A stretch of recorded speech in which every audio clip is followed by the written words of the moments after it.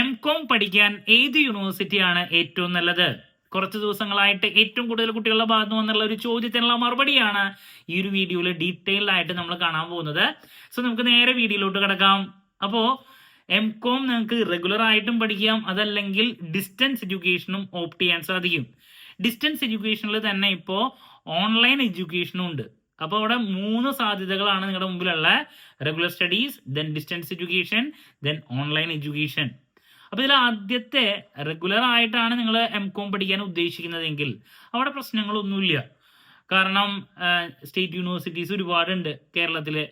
ഇപ്പോൾ കാലിക്കറ്റ് ഉണ്ട്, കേരള, MG, കണ്ണൂർ, ഏത് യൂണിവേഴ്സിറ്റിയിൽ വേണമെങ്കിലും നിങ്ങൾക്ക് പഠിക്കാം. നിയറസ്റ്റ് ആയിട്ടുള്ള നിങ്ങളുടെ കോളേജസ് ഉണ്ടായിരിക്കും, റെക്കഗ്നേഷനുള്ള. അവിടെ നിങ്ങൾക്ക് പോയി പഠിക്കാൻ സാധിക്കും. ഇനിയിപ്പോൾ യൂണിവേഴ്സിറ്റിയിൽ നേരെ പോയി പഠിക്കണമെങ്കിൽ എൻട്രൻസ് ക്രാക്ക് ചെയ്ത് അവിടെ പോയി പഠിക്കണം. അപ്പോൾ ഇതിനൊക്കെ വാല്യൂ ഉള്ളതാണ്. അവിടെ ഒരു പ്രശ്നം സ്റ്റുഡൻസിന് വരുന്നില്ല. ഇനി കൺഫ്യൂഷൻ വരുന്നത് എവിടെയാ? ഡിസ്റ്റൻസ് ആയിട്ട് പഠിക്കുമ്പോഴാണ്, വിദൂര വിദ്യാഭ്യാസം. അതിൽ തന്നെ ഞാൻ ഇപ്പോൾ പറഞ്ഞു 2 ഓപ്ഷൻസ് ഉണ്ട്. ഡിസ്റ്റൻസ് എഡ്യൂക്കേഷനും ഉണ്ട്, അതുപോലെ തന്നെ ഓൺലൈൻ എഡ്യൂക്കേഷനും ഉണ്ട്. അപ്പോൾ അങ്ങോട്ട് തിരിയുമ്പോൾ ഏത് യൂണിവേഴ്സിറ്റി എടുത്ത് പഠിക്കുന്നതാണ് നല്ലത്? അവിടെയാണ് കുട്ടികൾക്ക് ഡീറ്റെയിൽസ് അറിയേണ്ടത്. അപ്പോൾ നമ്മൾ അറിയേണ്ട ആദ്യത്തെ ഒരു കാര്യം, 2022 ശേഷം കേരളത്തിലുള്ള സ്റ്റേറ്റ് യൂണിവേഴ്സിറ്റീസ് എല്ലാതും ഡിസ്റ്റൻസ് എഡ്യൂക്കേഷൻ ക്ലോസ് ചെയ്തു. ദെൻ അതിൻ്റെ പകരമായിട്ട് കേരള സർക്കാർ പുതിയൊരു യൂണിവേഴ്സിറ്റി ഓപ്പൺ ചെയ്തതാണ്. ശ്രീനാരായണ ഗുരു ഓപ്പൺ യൂണിവേഴ്സിറ്റി കേരള സർക്കാരിൻ്റെ യൂണിവേഴ്സിറ്റിയാണ്, റെക്കഗ്നേഷനുള്ള യൂണിവേഴ്സിറ്റിയാണ്. UGC എല്ലാ റെക്കഗ്നേഷനും ഉണ്ട്, നോ പ്രോബ്ലം. ദെൻ ഈ അക്കാഡമിക് ഇയർ കഴിയുന്നവരെ നമുക്ക് ശ്രീനാരായണ ഓപ്പൺ യൂണിവേഴ്സിറ്റി മാത്രമാണ് കേരളത്തിൽ ഒരു ഓപ്ഷനായിട്ടുണ്ടായിരുന്നത്. വേറെ യൂണിവേഴ്സിറ്റീസ് ഉണ്ടായിരുന്നില്ല ഡിസ്റ്റൻസിന് വേണ്ടിയിട്ട്. ബട്ട് ഇപ്പോൾ അതിനൊരു ചേഞ്ച് വന്നിരിക്കുകയാണ് ഓൺലൈൻ എഡ്യൂക്കേഷനിലൂടെ. കാലിക്കറ്റ് യൂണിവേഴ്സിറ്റി ഇപ്പോൾ ഓൺലൈനിലൂടെ MCOM, MA പ്രോഗ്രാംസൊക്കെ, അതുപോലെ തന്നെ BA ഹിസ്റ്ററി, സോഷ്യോളജി, ഇങ്ങനെയുള്ള പ്രോഗ്രാംസൊക്കെ ഓൺലൈൻ എഡ്യൂക്കേഷൻ എന്നുള്ള രീതിയിൽ ഇപ്പോൾ കൊടുക്കാൻ പോവാണ്. കഴിഞ്ഞ വർഷം MAയും BA കോഴ്സസുമാണ് ഉണ്ടായിരുന്നത്. ഇപ്രാവശ്യം MCOM അവർ സ്റ്റാർട്ട് ചെയ്തിട്ടുണ്ട്. അപ്പോൾ ഇതൊക്കെ കാണുമ്പോൾ കഴിഞ്ഞ വർഷം വരെ ഞാൻ പറഞ്ഞു 2022 ശേഷം ആകെ കൂടിയിട്ട് നമ്മുടെ മുമ്പിൽ ശ്രീനാരായണ ഓപ്പൺ യൂണിവേഴ്സിറ്റി മാത്രമായിരുന്നു ഉണ്ടായിരുന്നത്. ബട്ട് ഇപ്പോൾ അവിടെ കാലിക്കറ്റ് യൂണിവേഴ്സിറ്റിയും വന്നിട്ടുണ്ടെന്നുള്ളതാണ്. അപ്പോൾ അവിടെ കൺഫ്യൂഷൻ, കാലിക്കറ്റ് വേണോ ശ്രീനാരായണ ഓപ്പൺ യൂണിവേഴ്സിറ്റി വേണോ? ദെൻ അതല്ലെങ്കിൽ പിന്നെയുള്ളത് IGNOU ആണ്. അപ്പോൾ ഈ 3 യൂണിവേഴ്സിറ്റീസിനെയാണ് ഞാൻ മെയിനായിട്ട് കമ്പയർ ചെയ്യണത്. ദെൻ പിന്നെ ഒരുപാട് പേര് പുറമെയുള്ള പല യൂണിവേഴ്സിറ്റീസിൻ്റെയും പേരൊക്കെ എൻ്റെ അടുത്ത് ചോദിച്ചു വരാറുണ്ട്. ഞാൻ അതൊന്നും സജസ്റ്റ് ചെയ്യുന്നില്ല. കാരണം ജൂറിസ്ഡിക്ഷൻ വിട്ടിട്ട് പഠിച്ചു കഴിഞ്ഞാൽ ഉണ്ടാകുന്ന പ്രശ്നങ്ങൾ ഇപ്പോഴും പലരും ഫേസ് ചെയ്തുകൊണ്ടിരിക്കുകയാണ്. ഇപ്പോൾ തമിഴ്നാട്ടിലുള്ള യൂണിവേഴ്സിറ്റീസിനൊന്നും ഇപ്പോൾ ഇവിടെ സെൻറ്ററില്ല. ഇപ്പോൾ ആദ്യമൊക്കെ ഭാരതിയാർ, അണ്ണാമലൈ, അങ്ങനെയുള്ള ഒരുപാട് യൂണിവേഴ്സിറ്റീസ് കേരളത്തിലൊക്കെ വന്നിട്ട് ഡിസ്റ്റൻസ് കൊടുക്കാറുണ്ട്. ആ പരിപാടികളൊക്കെ ഇപ്പോൾ നിന്നു. അതിനൊന്നും വാല്യൂ ഇല്ല, ഈക്വലൻസി ഒന്നും കിട്ടാത്തതുകൊണ്ട് ഒരുപാട് പേര് പ്രോബ്ലംസ് ഫേസ് ചെയ്യാണ്, ആദ്യമൊക്കെ പഠിച്ചിറങ്ങിയവർ. അപ്പോൾ അങ്ങനെയുള്ള പ്രശ്നങ്ങളിലോട്ടൊന്നും പോകണ്ട. നിങ്ങൾ റെക്കഗ്നീഷനുള്ള യൂണിവേഴ്സിറ്റീസ് മാത്രം സെലക്ട് ചെയ്ത് പഠിക്കുക. അപ്പോൾ 2026 അക്കാഡമിക് ഇയർ തുടങ്ങുന്നത് വരെ നിങ്ങൾക്ക് 2022 ശേഷം ഈ ഒരു 4 വർഷം നമുക്ക് മെയിനായിട്ട് number 1 Sreenarayana Open University, number 2 IGNOU, ഇത് മാത്രമാണ് ഉണ്ടായിരുന്നത്. അതിൽ ഞാൻ കൂടുതൽ കുട്ടികൾക്ക് ശ്രീനാരായണ ഓപ്പൺ യൂണിവേഴ്സിറ്റി ഞാൻ സജസ്റ്റ് ചെയ്ത് കൊടുക്കാറുണ്ട്. കാരണം നമ്മുടെ യൂണിവേഴ്സിറ്റിയാണ്, UGC റെക്കഗ്നീഷൻ ഉണ്ട്. ദെൻ ഒരുപാട് പേർക്ക് ലാംഗ്വേജിൻ്റെ പ്രശ്നമുണ്ട്. എന്ന് വെച്ചിട്ടുണ്ടെങ്കിൽ മലയാളത്തിൽ എഴുതാൻ പറ്റും ശ്രീനാരായണ ഓപ്പൺ യൂണിവേഴ്സിറ്റിയിൽ. അപ്പോൾ അത് ഏത് കോഴ്സിനാണെങ്കിലും. പിന്നെ വാല്യൂ ചെയ്യുന്നത് നമ്മുടെ ടീച്ചേഴ്സാണ്. അപ്പോൾ അതുകൊണ്ട് തന്നെ ആ ഒരു സപ്പോർട്ട് എന്ന് പറഞ്ഞാൽ അങ്ങനെയല്ല, കുട്ടികളുടെ കാര്യങ്ങളൊക്കെ മനസ്സിലാക്കിയിട്ടുള്ള രീതിയിൽ അറിയാം കുറച്ചും കൂടി. നേരെ മറിച്ച് IGNOU എന്ന് പറയുമ്പോൾ അവിടെ ഹിന്ദിയിലോ ഇംഗ്ലീഷിലോ എഴുതാനേ പറ്റുള്ളൂ, കുറച്ചും കൂടി ടഫാണ്. വാല്യുവേഷനിൽ ആ ഒരു കാര്യം നമ്മൾ പലപ്പോഴും കാണാറുണ്ട്. ഇപ്പോൾ അസൈൻമെൻ്റ് ഒക്കെ കുട്ടികൾ സബ്മിറ്റ് ചെയ്യുന്ന സമയത്ത് റിജക്ഷൻ വരാറുണ്ട്. അപ്പോൾ പാസ് പെർസെൻറ്റേജ് ഇതിനെ വെച്ച് കമ്പയർ ചെയ്യുമ്പോൾ ശ്രീനാരായണ ഓപ്പൺ യൂണിവേഴ്സിറ്റിനെ വെച്ച് കമ്പയർ ചെയ്യുമ്പോൾ കുറച്ചൊരു ഡിഫിക്കൽട്ട് തന്നെയാണ്. ഇപ്പോൾ ഡിസ്റ്റൻസ് ആയിട്ട് പഠിക്കുമ്പോൾ ചിലപ്പോൾ വേറെ ഏതെങ്കിലും കോഴ്സിൻ്റെ കൂടെ ആയിരിക്കും പഠിക്കുക, ജോലിയുടെ കൂടെ ചെയ്യുന്നവരുണ്ട്. അങ്ങനെയുള്ളവർക്ക് ഞാൻ ശ്രീനാരായണ ഓപ്പൺ യൂണിവേഴ്സിറ്റി തന്നെയാണ് സജസ്റ്റ് ചെയ്യാറ്. ഓക്കെ, IGNOUനെ കമ്പയർ ചെയ്യുമ്പോൾ. ദെൻ ആ ഒരു സമയത്താണ് നമ്മുടെ കാലിക്കറ്റ് യൂണിവേഴ്സിറ്റി വീണ്ടും MCOM ആയിട്ട് മുന്നോട്ട് വരുന്നത്. അപ്പോൾ കാലിക്കറ്റ് വേണോ ശ്രീനാരായണ ഓപ്പൺ യൂണിവേഴ്സിറ്റി വേണോ? അതാണ് കുട്ടികൾക്ക് അറിയേണ്ടത്. അപ്പോൾ കാലിക്കറ്റ് ഇപ്പോൾ ഓൺലൈൻ എഡ്യൂക്കേഷനാണ് പ്രൊവൈഡ് ചെയ്യുന്നത്. ഞാൻ പറഞ്ഞു 2 രീതിയിൽ കോഴ്സ് കൊടുക്കുന്നുണ്ട്. കോഴ്സിൽ നോക്കിയാൽ കാണാൻ സാധിക്കും, ഞാൻ വീഡിയോ ഇട്ടിട്ടുണ്ട്.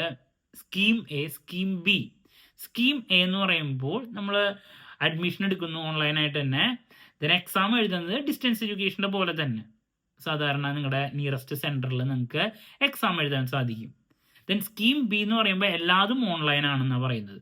ആദ്യമായിട്ടാണ് അവർ സ്റ്റാർട്ട് ചെയ്യുന്നത് എംകോം, എല്ലാതും ഓൺലൈനായിട്ടാണ്. ഇപ്പോൾ എബ്രോഡുള്ള സ്റ്റുഡൻസിനൊക്കെ അത് വളരെ ഹെൽപ്ഫുൾ ആയിരിക്കും. എല്ലാതും ഓൺലൈനാണ്. അപ്പോൾ ഇങ്ങനെ 2 ഓപ്ഷൻസ് ഉണ്ട്.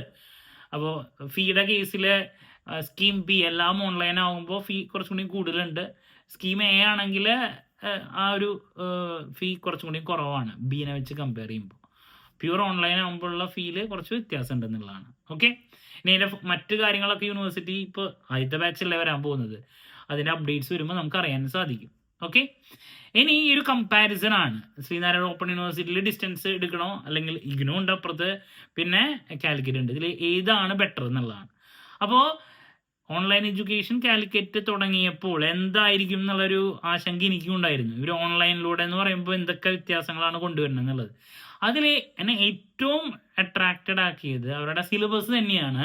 ഞാൻ എപ്പോഴും പറയുന്നതാണ്, Sreenarayana Open University MCom start ചെയ്തപ്പോൾ കാലിക്കറ്റിനെ വെച്ച് കമ്പയർ ചെയ്യാനേ പറ്റില്ല. ദ ബെസ്റ്റ് സിലബസ് എന്ന് പറയുന്നത് കാലിക്കറ്റിൻ്റെ തന്നെയാണ്.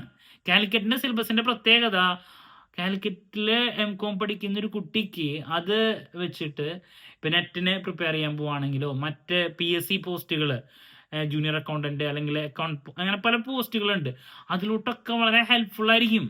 കാരണം നല്ല സിലബസാണ് കാലിക്കറ്റ് യൂണിവേഴ്സിറ്റിയുടെ. നേരത്തെ ശ്രീനാരായണ ഓപ്പൺ യൂണിവേഴ്സിറ്റിയുടെ ഇഗ്നോയുടെ ഒന്നും ഞാൻ വില കുറച്ച് കാണുന്നതല്ല, ഇതിനെ വെച്ച് കമ്പയർ ചെയ്യുമ്പോൾ അടുത്തേക്ക് വരാൻ പറ്റില്ല. കാലിക്കറ്റിൽ തന്നെയാണ് നമുക്ക് നന്നായിട്ട് പഠിക്കാനുള്ള, അത് നിങ്ങൾക്ക് ഫ്യൂച്ചറിൽ വളരെ ഹെൽപ്ഫുൾ ആയിരിക്കും. അപ്പോൾ നമ്പർ 1 പോയിന്റ് സിലബസിനെ വെച്ച് കമ്പയർ ചെയ്യുകയാണെങ്കിൽ കാലിക്കറ്റ് ഓൺലൈൻ എഡ്യൂക്കേഷൻ കൊണ്ടുവന്നപ്പോൾ റെഗുലർ സ്റ്റുഡൻസിൻ്റെ അതേ സിലബസ് തന്നെയാണ് വെച്ചിട്ടുള്ളത്, ഒരു മാറ്റമില്ല.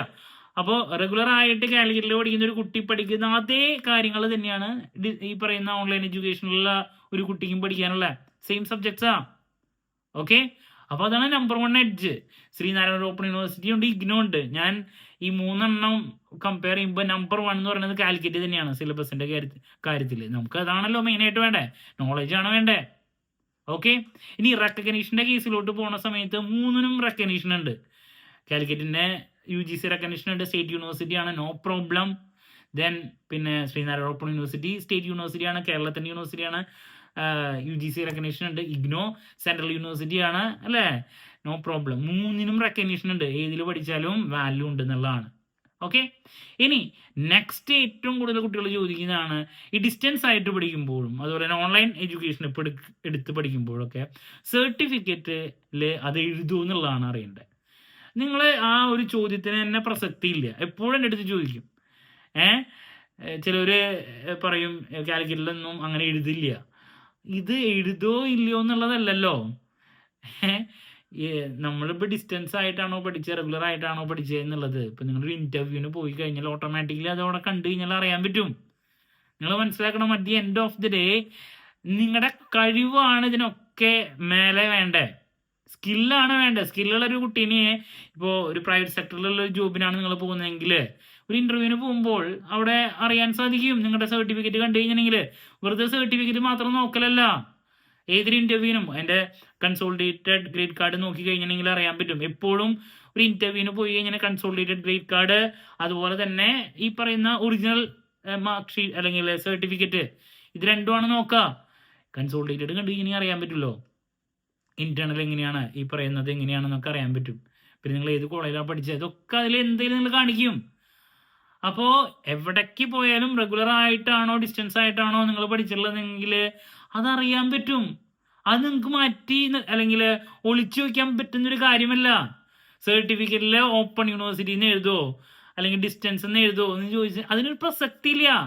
റെഗുലർ ആയിട്ടുള്ള കുട്ടികൾ പഠിച്ച കോളേജ് ഇതാണ് അല്ലെങ്കിൽ ഇങ്ങനെയാണ് പഠിച്ചെന്നുള്ളത് അത് ആർക്ക് നോക്കിയാലും മനസ്സിലാക്കാൻ പറ്റും. ഡിസ്റ്റൻസ് ആയിട്ടാണെങ്കിൽ അങ്ങനെ ഡിസ്റ്റൻസ് എഡ്യൂക്കേഷൻ സ്റ്റുഡൻസിന് ഒരു കോളേജിൻ്റെ പേരൊന്നും എഴുതാൻ പറ്റില്ലല്ലോ.